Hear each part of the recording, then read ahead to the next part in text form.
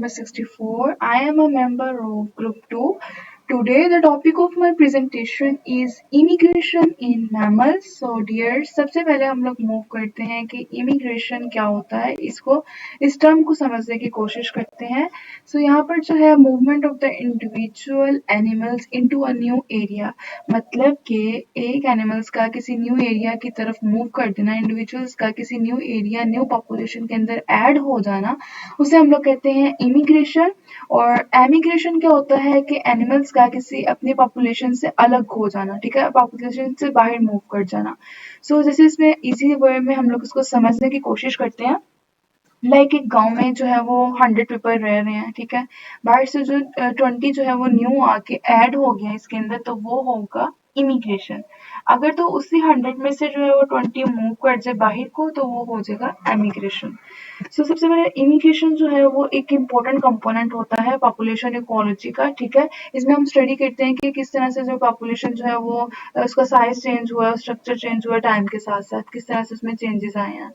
तो इमिग्रेशन के जो है वो इफेक्ट्स को हम लोग जो है सबसे पहले तो कॉजेस को डिस्कस करते हैं, ठीक है, उसके बाद हम टाइप्स देखेंगे, फिर इफेक्ट्स को डिस्कस करेंगे वन बाय वन कि किस तरह से जो है इमिग्रेशन के जो है कॉजेस क्या हो सकते हैं. इसमें पहला जो कॉज है वो है सर्च फॉर फूड. जब जो है फूड किसी एरिया में जो है वो कम पड़ती है, ठीक है, अगर फूड की जो है वो कमी हो जाती है, इतनी प्लेंटी अमाउंट में जो है वो फूड अवेलेबल नहीं होती, तो एनिमल्स को जो है वो अपने फूड को फाइंड करने के लिए जो है वो माइग्रेट करना पड़ता है, ठीक है. तो उसको हम लोग कहते हैं इमिग्रेशन. कि जो है डियर्स हैं वो मूव कर जाते हैं ग्रीनरी एरियाज में जब जो ड्राउट की कंडीशन होती है, ठीक है, जब वहाँ पर खुश्क साली आती है, तो देन वो क्या करते हैं, वो माइग्रेट कर जाते हैं ताकि जो है वो बेटर जो है फूड रिसोर्सेज फाइंड कर सके जहाँ पर प्लेंटी ऑफ फूड हो, ताकि वो अपने लाइफ की जो डेली लाइफ एक्टिविटीज़ हैं उनको परफॉर्म कर सके. ज़ाहिर बात है, जब एनर्जी होगी तभी जो है वो उनका मेटाबॉलिक एक्टिविटीज़ जो हैं वो भी सही होंगी. सो इसीलिए जो है वो सबसे पहला फैक्टर या कॉज है सर्च फॉर फूड. और सेकंड जो है वो रिप्रोडक्शन एंड मेटिंग का है. एनिमल्स क्या होता है कि अपना बेटर मेट फाइंड करने के लिए या बेटर जो है वो ग्राउंड फाइंड करने के लिए जहाँ पर ब्रीडिंग कर सके माइग्रेट कर जाते हैं.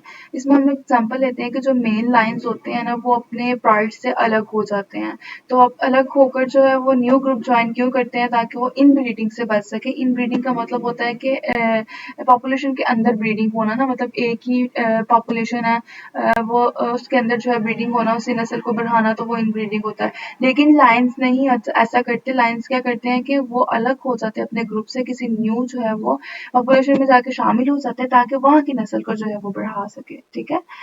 तो थर्ड पॉइंट हमारे पास आ जाता है प्रेडेटर अवॉइडेंस. मतलब कि जिनको एनिमल्स ऐसे होते हैं जिनको रिस्क होता है प्रेडेटर का, वो उस प्रेडेटर से बचने के लिए क्या करते हैं, अपने आप को माइग्रेट करवा लेते हैं दूसरे एरियाज में ताकि वो प्रेडेटर से बच सके, उनके शिकार ना बन सके. तो सबसे पहले इसमें एग्जांपल हम लोग ले सकते हैं रैबिट्स की, जो कि अपने हैबिटेट से जो है वो स्केप हो जाते हैं ताकि वो प्रेडेटर से बच सके, ठीक है. और उसके बाद जो है कॉजेज आ जाते हैं कुछ इन्वायरमेंटल चेंजेस की वजह से माइग्रेट कर सकते हैं, जिसमें आ जाती है क्लाइमेट कंडीशन, फ्लड्स आ जाते हैं, ड्राउट्स आ जाते हैं. तो मतलब सैलाब वगैरह अगर आ रहा है किसी जगह पर, या खुश्क साली हो गई है, या इन्वायरमेंट चेंज हो गया है, तो मैमल्स को क्या करना पड़ता है, अपना हैबिटेट चेंज करना पड़ता है, क्योंकि वो इतनी हार्ड जो है वो कंडीशन में सर्वाइव करना उनके लिए जो है वो इम्पॉसिबल हो जाता है. तो इन्वायरमेंटल जो है कंडीशन भी मैटर करती हैं उनके इमिग्रेशन में. आगे आ जाता है और पॉपुलेशन एंड कंपटीशन. मतलब एक ऐसी पॉपुलेशन डेंसिटी है, ठीक है, जहाँ पर फूड जो है वो फूड और जो स्पेस है वो तो लिमिटेड है, ठीक है. और देन जो है उसमें क्या होगा, फूड और स्पेस जहाँ पर लिमिटेड होगी, और फिर जो है उसमें कंपटीशन जो है वो ज़्यादा होगा. तो उसमें मतलब कॉम्पिटिशन इसलिए ज़्यादा हो जाएगा कि हमारे पास लिमिटेड से फूड और खाने वाले उसको ज़्यादा लोग हैं, तो उनमें कॉम्पिटिशन ज़ाहिर सी बात है ज़्यादा हो जाएगा. तो इसलिए क्या होता है कि कुछ ऐसे इंडिविजुअल हो जाते हैं जो अपने आप को न्यू एरियाज़ की तरफ न्यू मूव करवा देते हैं ताकि जो है वो इस कॉम्पिटिशन से बच सकें, ठीक है. मतलब उनको फूड भी ज़्यादा अवेलेबल हो और वो अच्छे तरीके से जो है वो खुराक खा सकें, देन जो है अपनी लाइफ एक्टिविटी परफॉर्म कर सकें. आगे आ जाता है ह्यूमन एक्टिविटी की वजह से, और इसमें जो है फैक्टर आ जाता है डिफोरेस्टेशन का, अर्बनाइजेशन का, और किस तरह से जो है वो जब ह्यूमन जो है वो जंगलात काटना शुरू कर देते हैं या वहाँ पर जो है अर्बनाइजेशन कर लिया उन्होंने, अपनी आबादियाँ बना ली हैं, ठीक है? तो उसकी वजह से जो है एनिमल्स अपने आप को जो है वो मूव करवा लेते हैं, माइग्रेट करवा लेते हैं ताकि वो जो है उनको कोई नुकसान ना पहुँचे, ठीक है? इसमें आ जाता है फॉक्सेस जो कि हैबिटेट लॉस की वजह से जो है वो सिटीज़ में एंटर हो जाते हैं। तो इसको हम समझने के लिए Considering they're on foreign territory, these boys don't look too nervous. Their horizon. Adults, some of the young females. After all, these fit males could be just what they're looking for. When lion society is concerned, it just depends who's toughest. Even though the girls are into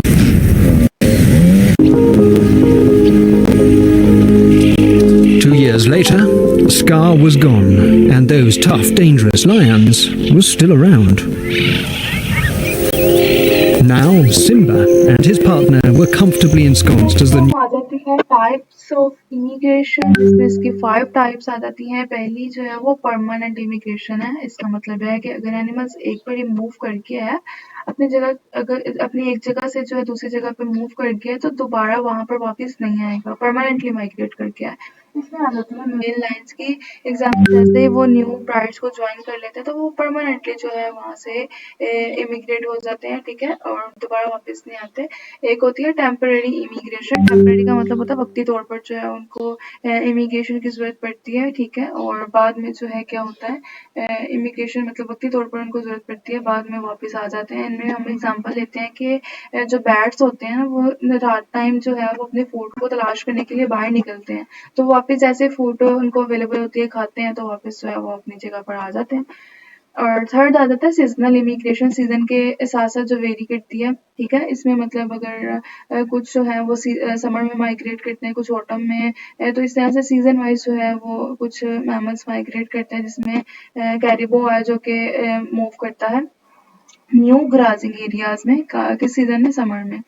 आगे आ जाता है dispersal immigration. Dispersal immigration में मतलब ये है कि पहले जो है वो एक अगर समझ लें एनिमल छोटा होता है जिसको इतनी सेंस नहीं होती अभी, तो जैसे ही वो थोड़ा सा बड़ा होता है, यंग होता है, उसे थोड़ी सी चीज़ों का आइडिया होना शुरू होता है, तो वो क्या करता है अपने आप को जो है वो अलग कर लेता है, ठीक है, अपने आप को जो है वो मतलब अलग कर लेता है अपने पॉपुलेशन से। तो उसका उसको हम लोग कहते हैं डिस्पर्सल इमिग्रेशन। इसमें होता है कि जो यंग वॉल्फ होते हैं वो अपने पैक को छोड़ देते हैं और एक न्यू जो है वो ग्रुप ज्वाइन कर लेते हैं।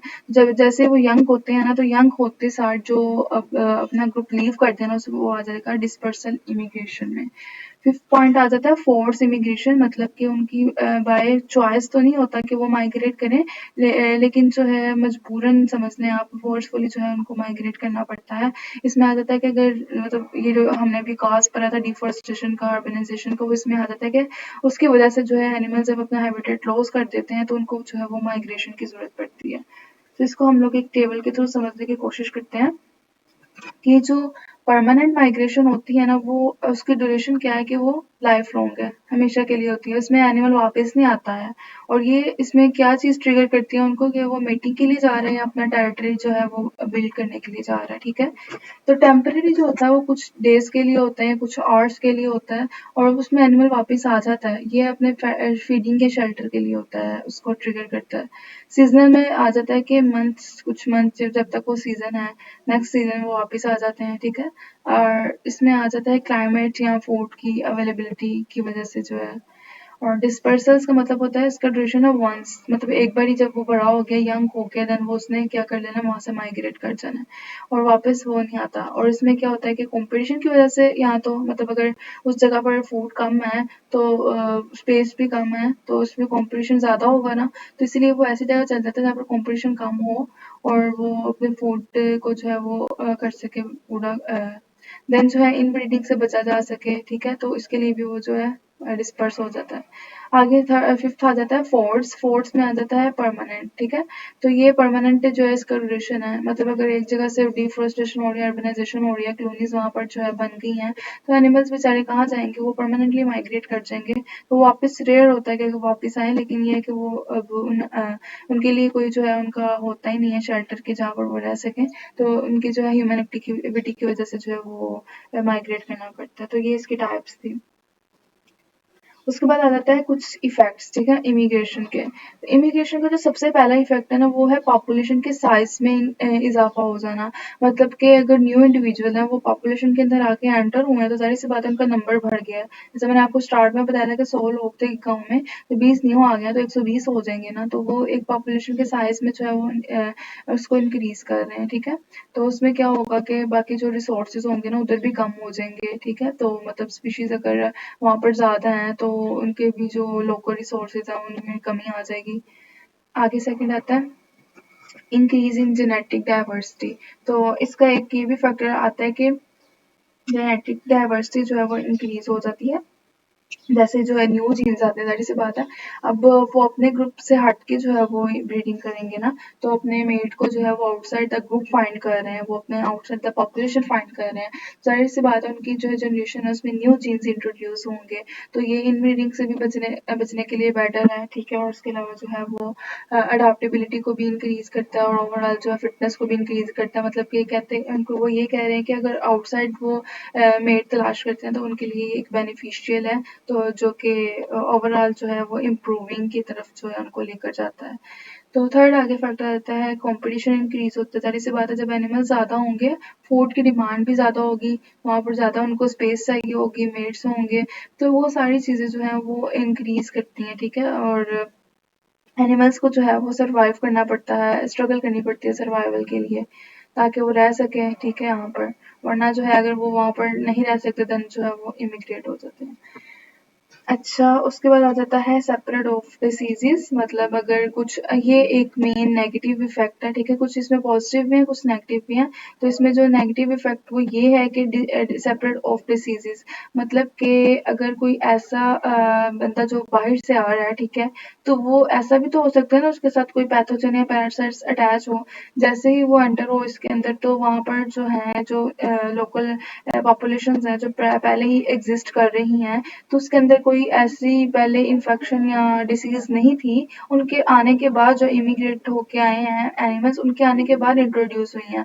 तो ये कहते हैं कि ये एक हमारे पास नेगेटिव इफ़ेक्ट्स हो सकता है इसका, कि बाहर से जो आ रहे हैं एनिमल्स वो मे बी डिसीज़ कॉज़ करें, ठीक है? वो कुछ पैरासाइट्स या पैथोजन अपने साथ लेकर आएँ जो कि इन्फेक्शन कॉज़ कर सकते हैं उनकी कम्युनिटीज़ के अंदर। उसके बाद आता है change in the social structure. मतलब कि जो न्यू अराइवल है वो पहले से आने वाले जो है उनको डिस्टर्ब भी कर सकते हैं, ठीक है। जो न्यू पहले से एग्जिस्टिंग टेरिटरीज हैं या डोमिनेंस हायरार्कीज हैं उनको डिस्टर्ब कर सकते हैं। ये भी मैंने आपको दिखाया था कि न्यू जो मेन लाइन है ना वो जब आता है ना तो वो पूरा कंट्रोल ले लेता है जो पहले से एनिमल्स एग्जिस्ट कर रहे हैं वहाँ पर उनके ऊपर। तो इस तरह से जो है वो एक मतलब डिस्टर्ब कर देते हैं उनकी टेरिटरीज को। और आगे आ जाता है इकोलॉजिकल इम्पैक्ट। इसमें क्या आता है कि ये इंक्रीज करते हैं एनिमल्स के नंबर को, ताकि वो जो है वो और उसके बाद क्या होता है ओवर ग्राजिंग की वजह बनते हैं, ठीक है। और फूड चेन जो है हमारी डिस्टर्ब हो जाती है इसकी वजह से। और नेचुरल बैलेंस जो है वो डिस्टर्ब हो जाता है जब एनिमल्स इंक्रीज होते हैं। जाहिर सी बात है एनिमल ज़्यादा होंगे, ज़्यादा फूड चाहिए होगी, फूड चेन डिस्टर्ब हो जाएगा, ओवर ग्रेजिंग हो जाएगी। तो ये सारा जो है वो एक इकोलॉजिकल बैलेंस को जो है वो इफेक्ट करता है। फिर आ जाता है इसका रोल क्या है एवोल्यूशन में। इमिग्रेशन क्या होता है कि जो इमिग्रेशन का है कि इंट्रोड्यूस जेनेटिक वेरिएशन, और इमिग्रेशन की वजह से जो है वो जेनेटिक वेरिएशन आती है, ठीक है। और जो है नेचुरल सिलेक्शन और अडाप्टेशन जो है वो इंट्रोड्यूस होती है। तो कहते हैं कि लॉन्ग टर्म सर्वाइवल के लिए स्पीशीज के लिए जो है एवोल्यूशन के लिए जो है वो इमिग्रेशन ज़रूरी है, ठीक है। लॉन्ग टर्म सर्वाइवल और एवोल्यूशन के लिए जो है वो इमिग्रेशन ज़रूरी है। ये सारी चीज़ें थी जो हमने आज के लेक्चर में डिस्कस करनी थी। अब थोड़ा-सा जो है वो एग्ज़ाम्पल्स के थ्रू ये ओवरव्यू है, जो हमने अभी तक पढ़ ली है। अब देखें जो मेटिंग और टेरिटरी के लिए जो है वो लायंस हैं, मैंने आपको बताया था कि वो अपना जो है वो ग्रुप जो है वो परमानेंटली लीव कर देते हैं, न्यू ग्रुप में जॉइन हो जाते हैं ताकि वो इनब्रीडिंग से बच सकें। वोल्फ जो होते हैं वो उनमें डिस्पर्सल ब्रीडिंग वो इमिग्रेशन होती है, क्योंकि वो जो है कॉम्पिटिशन से बचना चाह रहे हैं, ठीक है। तो वो अपने आप को जो है अपने पैक से अलग कर लेंगे, अपने न्यू जो है वो ग्रुप जो है वो ज्वाइन कर लेंगे ताकि वो जो इन ब्रीडिंग से बच सकें। अब कुछ में सीजनल होती है, ये कैरिबो है, ये जो है वो फ्रेश ग्राजिंग एरियाज में चले जाते हैं समर सीजन में, ठीक है, अपनी फीडिंग हैबिटेट को जो है पूरा करने के लिए। इसी तरह बैट्स आ जाते हैं। बैट्स भी हमने पढ़ा है कि वो अपने फूड को जो है तलाश करते हैं, टेम्परेरी मूव करते हैं, बाद में वापस आ जाते हैं। आखिरी जो फॉक्स की एग्जांपल थी, ये है कि इनको जो है फोर्सफुली मूव करना पड़ता है, ठीक है, मतलब खुद नहीं जा रहे होते, लेकिन डिफोरेस्टेशन या ह्यूमन एक्टिविटी की वजह से जो है उनको अपनी जगह से दूसरी जगह जो है वो मूव करना पड़ता है। इसको थोड़ा सा हम लोग जो है वो विजुअली भी देखते हैं किस तरह से मूव करते हैं। Wolves represent wildness. We got rid of wolves in North America to civilize the continent. And civilization couldn't occur if wolves were there. It was a big risk in many ways to bring wolves back to Yellowstone. The wolves came in January 1995. We didn't know if this was going to work. Those early years, there were a lot of question marks, a lot of nervous. जो है वो mammals migrate कर रहे हैं एक जगह से दूसरी जगह, तो ये उनका सारा जो है वो व्यू कैप्चर किया गया है। That I've ever seen. We're looking, and they make the journey, which lasts a full year and covers 1,000 miles.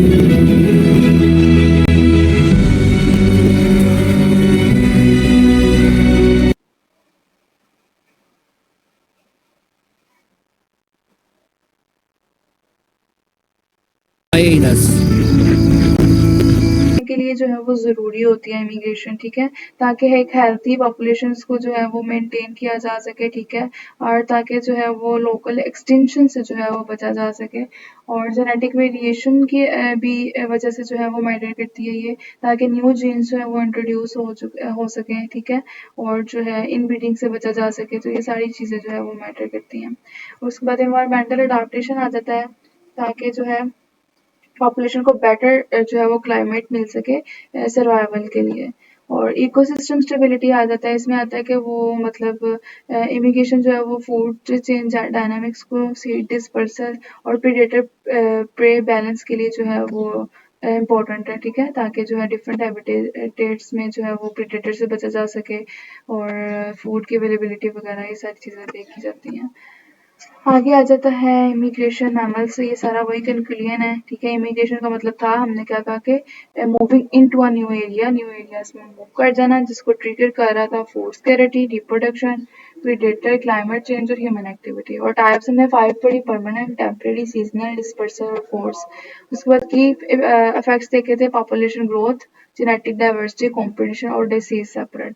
तो ये वाइटल रोल जो है वो प्ले करते हैं इकोलॉजिकल बैलेंस में भी और एवोल्यूशनरी प्रोसेसेस में भी। सिंपल सा पॉइंट थे और तो कुछ भी इसमें डिफिकल्टी नहीं थी। होप्स आप लोगों को जो है वो समझ में आ गया होगा। अगर फिर भी किसी का कोई क्वेश्चन हो तो देन वो पूछ